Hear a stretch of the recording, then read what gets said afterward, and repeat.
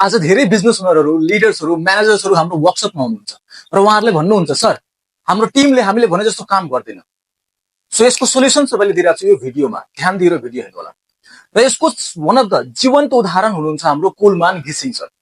जब उहाँ कुलमान घिसिङ सर जब first time नियुक्ति आउनुभयो इलेक्ट्रिसिटी बोर्डमा नेपालको, के थियो त सरकारी कर्मचारीहरूको मानसिकता एकदम लो हुन्छ, काम गर्दा उनीहरूलाई जसले जति भने पनि मोटिभेट हुँदैन थिए। र लिडरले मात्र भनेपछि के हुन्छ, जब जब मात्र लिडर भन्छ फलोवर जुनियर स्टाफहरू गर्दैन। लिडर आफै ग्राउन्डमा गएर काम गर्नुपर्छ ताकि त्यो जुनियर्सहरू के हुन्छन्, इन्स्पायर्ड हुन्छन्। सो कुलमान घिसिङ सरको जीवनबाट, लिडरसिपबाट तपाईँले सिक्नुपर्ने एउटा लेसन हो कि उहाँले आफ्नो जीवनमा कहिले पनि बोर्ड रुममा बस्नु भएन। उहाँ आफै ग्राउन्डमा जानुभयो र ग्राउन्डमा गएर आफै ग्राउन्ड रियालिटी प्रब्लम आइडेन्टिफाई गर्नुभयो र त्यसको सोल्युसन गर्नुभयो, आफै खट्नुभयो, इन्स्ट्रक्सन दिनु भएन, एक्जिक्युसन गर्नुभयो।